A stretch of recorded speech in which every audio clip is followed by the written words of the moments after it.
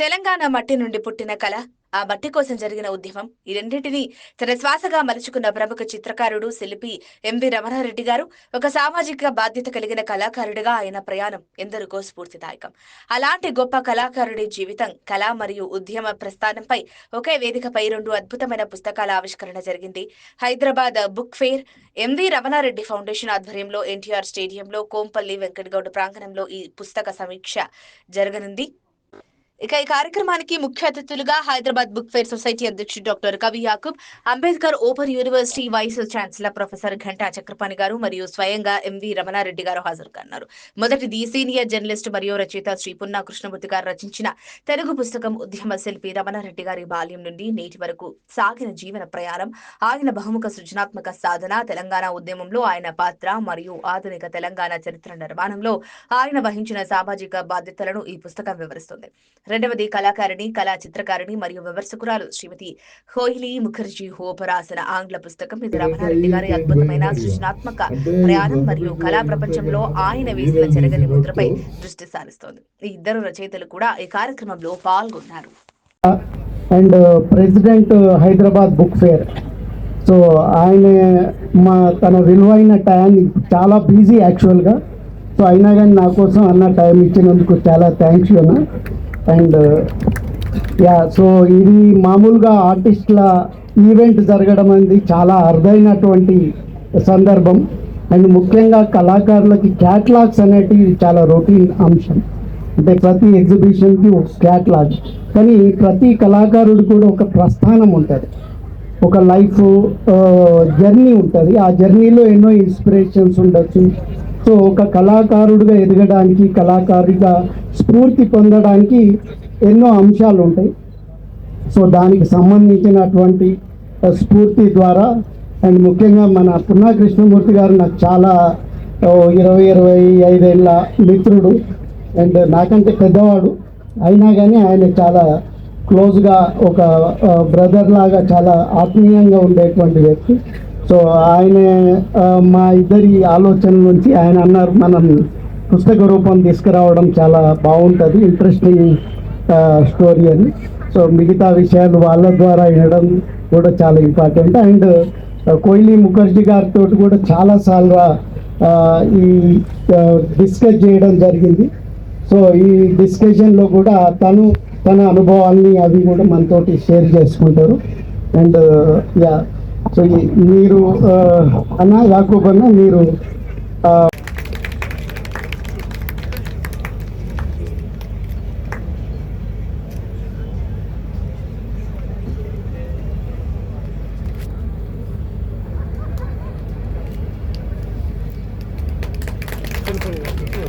Sir అందరు equal పట్టుకోండి madam, close.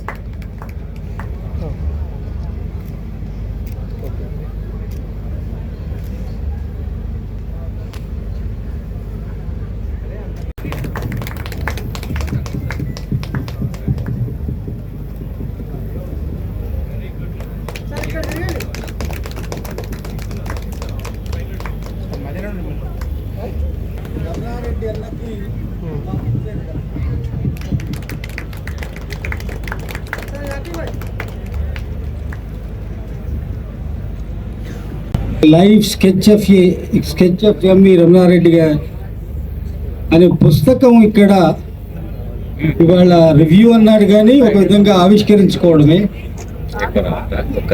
ఈ ఆవిష్కరణ నాకు ప్రత్యేకంగా, నిజానికి ఈ టర్మ్లో ఎవరైనా ఆవిష్కరణలకు పిలిస్తే నేను బిజీగా ఉంటాను, నేను రాలేను అని తప్పించుకున్నాను.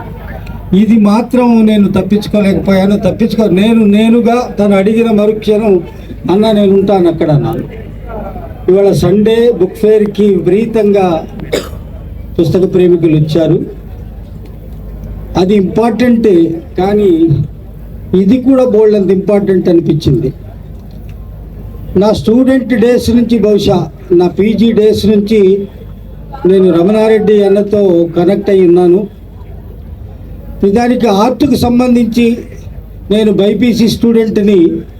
ఆ రోజుల్లో సీతాకోక చిలుకలు బాగా వేసేవాడిని, డ్రాయింగ్స్ అనేవాళ్ళు నన్ను. అలా కాకుండా ఆర్ట్కి సంబంధించి నాకున్నటువంటి ఇష్టం ఏమిటంటే, నేను ప్యూర్ ట్రైబల్ విలేజ్లో పుట్టాను. ప్యూర్ అంటే ప్యూర్ ట్రైబల్ విలేజ్. ఒక 63 ఏళ్ల క్రితం ఒక ట్రైబల్ విలేజ్లో, ఎక్కడ ఎలక్ట్రిసిటీ లేని ఒక ప్రాంతంలో, కాలినడక మాత్రమే ఆ ఊరికున్న ఒక ఊరిలో, అక్కడ ఉన్న ఇళ్ళు టిపికల్గా ఉండేవి. ఎక్కడ ఈవెన్ మనం చెప్పుకునే పెంకుటిళ్ళు కూడా లేని ఊరు, గడ్డితో ఉన్న, లేదా జొన్న రొట్టతో కప్పబడిన, లేదా తాటాకులు లాంటివి, మాబీరా లాంటివి కప్పనున్న ఒక హట్. అయితే ఆ ట్రైబల్ విలేజ్ అనేది చాలా స్ట్రెస్ చేసి ఎందుకు చెప్తున్నానంటే, తడికలతో కట్టుకున్న ఇళ్ళని, ఆ గోడల్ని మొత్తం మట్టితో అలికిన తర్వాత, లేదా రాళ్లతో కట్టుకున్న తర్వాత దాన్ని మట్టితో అలికిన తర్వాత, ప్రతి ఇల్లు ఒక ఆర్ట్ మ్యూజియం లాగా అనిపించేది. వాళ్ళు వేసే ముగ్గులు, లేదా బొమ్మలు, లేదా దాన్ని బ్యూటిఫుల్గా ఆర్ట్తో నింపే పద్ధతులు నన్ను చిన్నప్పుడే అట్రాక్ట్ చేసేవి. నేను చాలా ముగ్గుల పోటీలు అది పేపర్లలో అక్కడ ఇక్కడ చూస్తాం. చాలా ఇక్కడి నుంచి అక్కడ దాకా ఉంది సంక్రాంతి ముగ్గు అని మనం చెప్పుకుంటుంటాం. కానీ మా ఊర్లో నేను చూసిన ముగ్గులు ఇప్పటివరకు ఎక్కడా నేను చూడలేదు.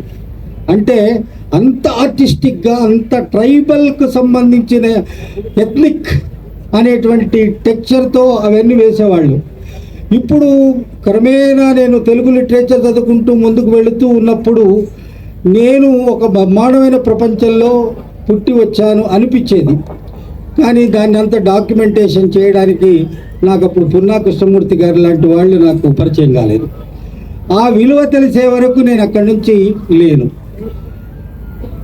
ఎప్పుడైతే నేను ఈ రమణారెడ్డి గారి వైపుకు చూస్తున్నానో, ఆయన జర్మనీలో ఉన్నాడని, హీరోషిమా స్మారక స్తూపం అక్కడ చేశాడని, లేదు ఆయన ఇక్కడికి వచ్చిన తర్వాత ఇక్కడ ఉన్న స్మారక చిహ్నాన్ని రూపొందిస్తున్నాడని, అక్కడ ప్రమిద రూపంలో ఒకటి అట్లా నిలబడి ఉందని, ఆ పక్కనే స్టీల్గా ఉండేటువంటి ఆ మొత్తం రూపం ఉన్నదని, అక్కడ నేను ఒక మామూలు సామాన్య సగటు మనిషిగా అది గమనిస్తూ పోయిన తర్వాత నా రిఫ్లెక్షన్ అక్కడ దాని మీద కనిపించింది. ఆ స్టీల్, నేను అక్కడి నుంచి వెళుతూ ఉంటే నా రిఫ్లెక్షన్ అక్కడ కనిపిస్తుందా లేదా అని నేను యాక్టివా మీదనే తిరుగుతాను. ఇప్పుడు ఆ రిఫ్లెక్షన్ కనపడుతుంది. అప్పుడు లోపల నాకు కలిగిన ఫీలింగ్ ఏంటంటే, నేను నా రిఫ్లెక్షన్ దాంట్లో కనిపిస్తున్నదనే ఫీలింగ్ నాకు ఓల్డ్ ఎమోషనల్ అయ్యాను. ఆ ఎమోషనల్ మూమెంట్ని ఇచ్చినటువంటి వాడు రమణారెడ్డి. ఆ తర్వాత ఇటీవలే మనం తెలంగాణ తల్లికి సంబంధించినటువంటి రూపాన్ని అనేక మంది అలా ఉంటే బాగుండేది, ఇలా ఆఖరికి అది ప్రతిష్ఠించిన తర్వాత కొన్నాళ్లుగా అది చూస్తూ ఉంటే, అవును ఇదే కదా మన తెలంగాణ తల్లి అని ఆ ఫీలింగ్ కలిగింది. అటువంటి ఫీలింగ్ని కలిగించినటువంటి రమణారెడ్డి అన్న ఇక్కడ హైదరాబాదులో, ఇక్కడ కొంపల్లి వెంకట్ గౌడ్ వేదిక మీదే కాదు, ఆయన ప్రపంచము మనం చాలా పక్కన ఉన్న వాళ్ళని పక్కనే ఉన్నాడు కదా అనుకుంటాం. ఒకందుకు కొంచెం వెలుతురు, కొంచెం చీకటిగా కూడా ఉంది. జీవితం ఏమిటి, వెలుతురు చీకటి అంటారే, ఇలాగా ఇప్పుడు కొంపల్లి వెంకటగౌడ్ వేదికలో అతను లేకపోవటం కొంచెం చీకటి అనిపిస్తుంది. కానీ అతని మండపంలో మనం ఉండటం ప్రకాశింపజేస్తుంది. It is life. తెలంగాణకి ఎంతో కంట్రిబ్యూట్ చేసిన వ్యక్తి.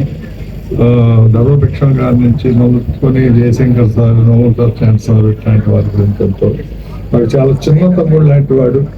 అతను నల్గొండలో చదువుకునేటప్పటి నుంచి నాకు తెలుసు. అతనితోటి కూడా అతని పేరుతో ఈ ప్రాంగణంలో మమేకం అవుతున్నామే అనేది ఒక సంతోషం నాకు. So that is thing. రెండు, రమణారెడ్డి గారి లైఫ్ స్కెచ్ వేయటం గురించి. నేను చిన్నప్పటి నుంచి ఆర్టిస్టులతోటే పెరిగాను. పాత తరం ఆర్టిస్టులు శాంతినికేతన్ లో ఫస్ట్ బ్యాచ్ రిక్రూట్ అయిన వాళ్ళు తొలితరం ప్రభాత కిరణాలు అని అప్పట్లో ఆంధ్రజ్యోతి వగేరా ఉదయం పత్రికల్లో వ్యాసాలు రాశాను. ఆ తర్వాత తరంలో వారే మన కొండపల్లి శేషగిరిరావు గారు అట్లాగా ఆ పరిచయము ఆ వాతావరణం అట్లా ఉన్నది. అది నేను రిపోర్టర్గా ఎంత బ్రేకింగ్ న్యూస్ లాంటివి స్పెషల్ స్టోరీస్ స్కూపులు ఇచ్చినప్పటికీ వీటి సంఖ్య ఎక్కువ కావడంతో ఎక్కువగా నేను మన ఆర్ట్ సంబంధించిన జర్నలిస్ట్ అనుకుంటారు. అది గౌరవం కూడా, ఎందుకంటే నిలబడే ఇవే కాబట్టి ఐ ఫీల్ సో. ముఖ్యంగా రమణతో ఎన్నోసార్లు మాట్లాడుకున్నాము. నా సోదరుడు ఎప్పుడంటే అప్పుడు వచ్చి కలిసి మాట్లాడేవాడు. నేను రమణానే అంటాను, రమణారెడ్డిని. ఒక ఆత్మీయ భావన ఉంటుంది. రమణ మనిషిని కనుక ఓ రమణ అంటారే, అట్లాంటి ఫీలింగ్ కలుగుతుంది నాకు. ఇప్పుడు మన మిత్రుడు యాకూబ్ చెప్పినట్టుగా మనతో ఉన్నారు, మన పక్కన ఉన్నారు కాబట్టి ఏం లేదు నాకు ఆయన కూడా తెలుసు భయ్ అని అంటుంటారు మామూలుగా. ఆమె నాకేం తెలియదు, మేము కలిసి ఫోటోలు దిగాం, చిన్నప్పటి నుంచి చూసినాం అట్లా అంటారు. అవన్నీ కరెక్టే, కానీ వాళ్ళ కంట్రిబ్యూషన్ జీవితానికి ఏంటి, వాళ్ళు ఏం కంట్రిబ్యూట్ చేశారు అనుకున్నప్పుడు నేను మొదట్లో సరదాగా వింటూ ఆల్టర్నేట్ సెషన్స్ జరిగినవి. ఆ తర్వాత సీరియస్గా లేదు ఇది వర్క్ చేయదగ్గది అని అనిపించింది. ఎందుకంటే తను ఆర్ట్కి సంబంధించిన ఈ ఫైన్ ఆర్ట్స్లో 5 విభాగాల్లో దేనితోటి సంబంధం లేని గ్రామీణ వాతావరణం నుంచి వచ్చి తెలంగాణ నుంచి అది కావటం, జనరల్ పిల్లలు ఇసుకలో గూడు కట్టుకోవటమో లేకపోతే మట్టితో చేయటం అటు చేస్తారు. తను చిన్నప్పుడు పిల్లలతో ఆడుకునేది అవి చేసేదంటే అవి అంటే ఏంటి భయ్ అని అడిగా. అంటే ఈ జొన్నపిండిలో అవి ఉంటాయి కదా, దాన్ని ఈనెలు తీసి నోటితో దాన్ని చక్రం చేసి అట్లా మళ్ళీ మధ్యలో బాడీ చేసి నాకు చాలా పెక్యులర్గా అనిపించింది. అంత దూరం చిన్నపిల్లలు పోతారా, ఏదో మట్టి ముద్ద ఇచ్చేస్తారు, 2 రాళ్ళు కడతారు, లేకపోతే గీత గీస్తారు. కానీ ఎంత కష్టం అది, ఎంత ఐడియా ఉండాలి అంటే చాలా నా 5-6 ఏళ్ళు వయసులో జరిగింది అది. నేను దాంతో చాలా థ్రిల్ అయ్యా. తను ఆత్మీయంగా ఫీల్ అయిండు. అండ్ నేనే రైట్ నీ గురించి రాయడానికి అనే ఒక భావన అనేది ఎప్పుడు చెప్తుండేవాడు. సో ఆ రకంగా మా బంధం ఇంకా అనుబంధంగా ఇంకా స్ట్రాంగ్గా ఎదిగింది అని చెప్పుకోవచ్చు. Sir thank you very much మీ ఎఫర్ట్కి. అండ్ ఇది చాలా అప్రిషియేటింగ్. చాలామంది కూడా ఇప్పటికే చదివిండ్రు, ఎందుకంటే నేను అభిప్రాయాలు తీసుకోవడం కోసం చాలామందికి ఇవ్వడం జరిగింది. అండ్ ముఖ్యంగా ఇది ఏదో క్యాటలాగ్ లాగా బుక్ లాగా కాకుండా ఇది తెలుగు, సో లిటరేచర్కి సంబంధించిన అంశం కాబట్టి దీంట్లో ఎలాంటి తప్పులు ఉండద్దని మన మిత్రులు గంటా జలంధర్ రెడ్డి, ప్రవీణ్ రెడ్డి, సో ఇట్లా చాలామంది మిత్రులు ఉన్నారు, మూర్తి గారు. సో వీళ్ళందరూ కూడా దాన్ని 7 times కరెక్షన్ చేయడం జరిగింది. ప్రతిసారి కూడా ఏవో తప్పులు వస్తున్నాయి.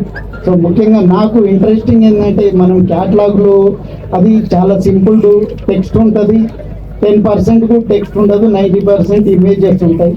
కానీ ఇక్కడ ఆల్మోస్ట్ 30% వరకు టెక్స్ట్ ఉంది.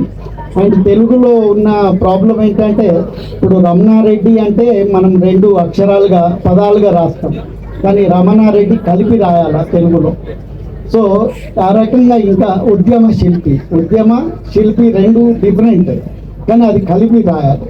సో ఇలాంటి నాకు తెలియని ఎన్నో, నాకు కూడా కొంచెం అంటే తెలుగు వంట పట్టింది ఈ పుస్తకం కరెక్షన్లతో. సో కాబట్టి thank you very much sir. I request Koeli Mukherjee ji to express our views, experiences.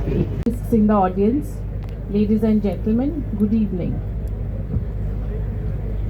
When I was working on the English book, I realized very early that I could not write it as a linear art history text, because Ramnagaru's journey does not move in straight lines.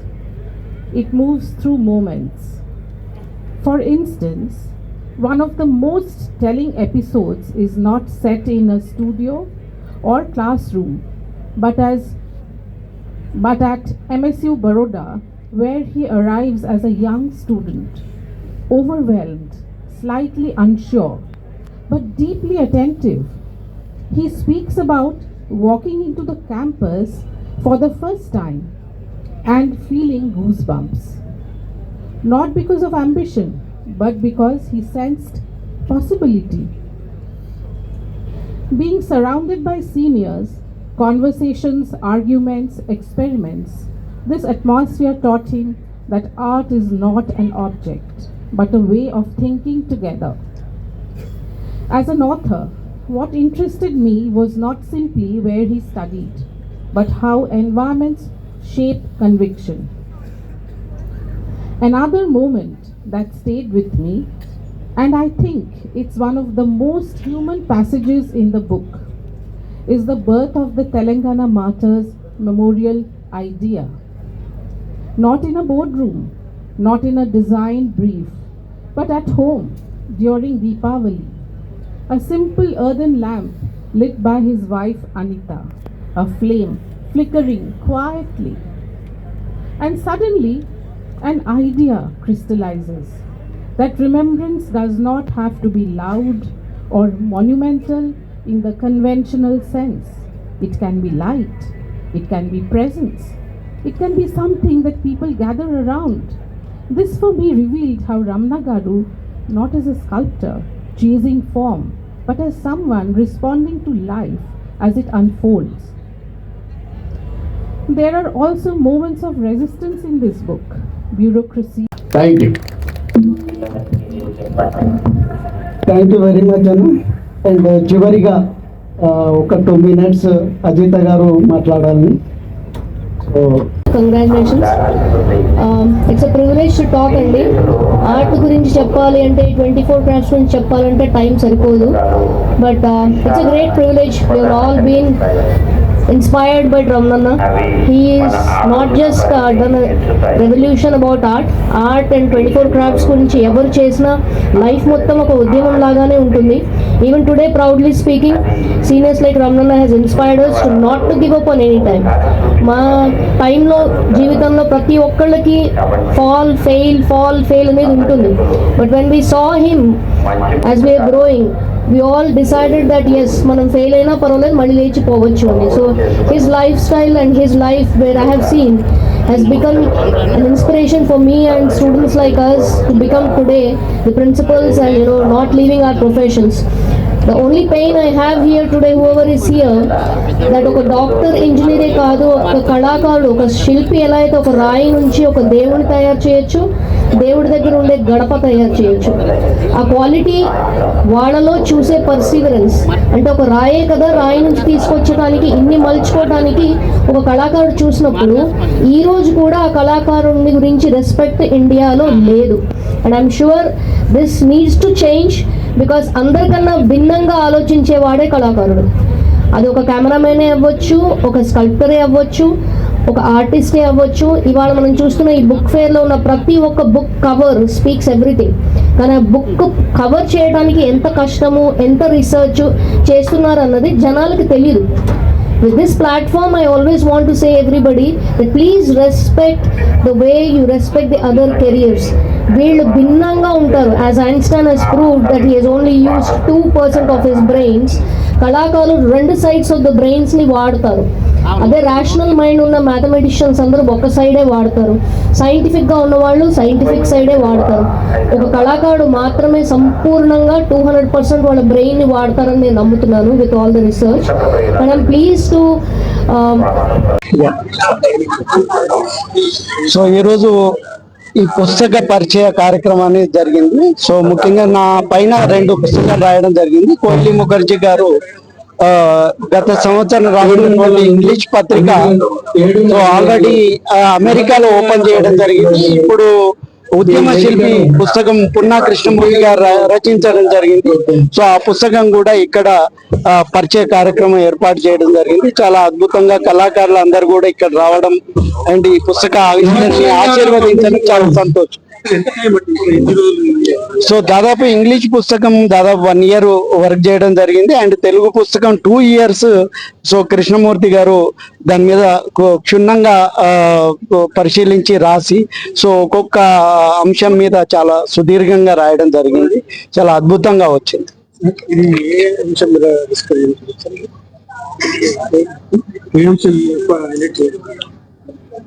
మనకి వ్యక్తుల గురించి తెలుసుకోవటానికి సాహిత్యం చాలా తక్కువ.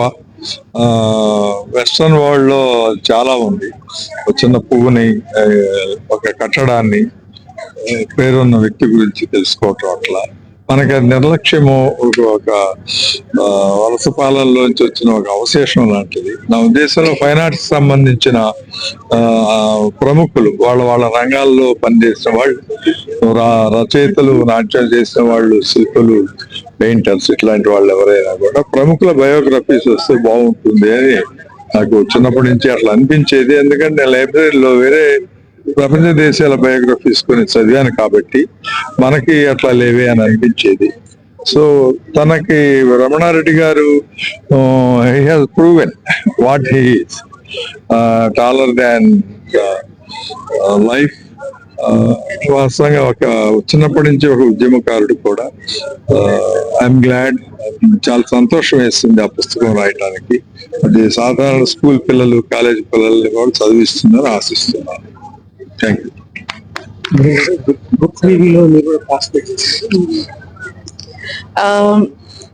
When I was working on his first that English book, and Ramana Garu visited me, and the initial idea was to talk about the sculpture of the Martyrs Memorial.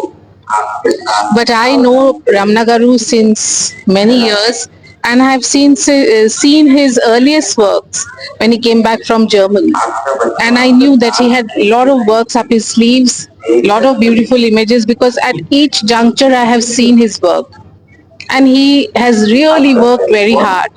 Suddenly out of the blue, the monumental work has not come up in Hyderabad. So I requested him to find out all his photographs and discuss all his works. And the book is so magical, even when I read it again and again, and I feel it's a beautiful journey, it's a magical journey. At every twist and turns there is difficulties, and there is his resolution to resolve those difficulties, and become, wherever he has gone, wherever he has traveled, in Europe, in Germany, in the US, he has been able to integrate with the local artists and work with them together in the studios, and also exhibited and faced a lot of challenges while doing so. It was not very easy. I feel each and every artist here in India should read the book and really figure out and get inspired and have that kind of resolution to be able to resolve challenges. Good evening, respected guests and my close friend Ramana Garu. Ramana Reddy గారిది ఒక్కటే పదవున మనకి unanimous గా మన సభ నుంచి Padmashri అవార్డుకు proposal పెడదాం.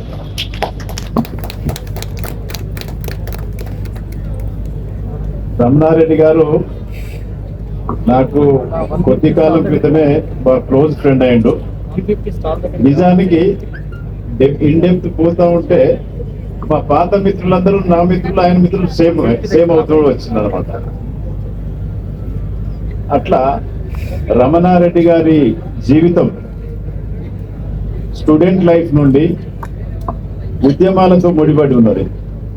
ఒక ఉద్యమకారుడు రవిగాంచని చోట కవిగాంచని అన్నట్టు, కవిగాంచినటువంటి ఏదైతే రూపం ఉంటుందో ఆ రూపాన్ని ఇవ్వడమే శిల్పి చేసేటువంటి గొప్పతనం.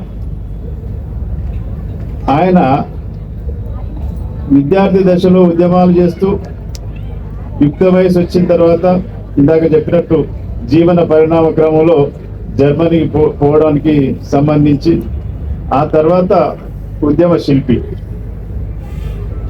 ఉద్యమాలతో ముడిపడి జీవితం స్టార్ట్ అయింది. ఆయన దేన్ని ఆశించలేదు జీవితంలో.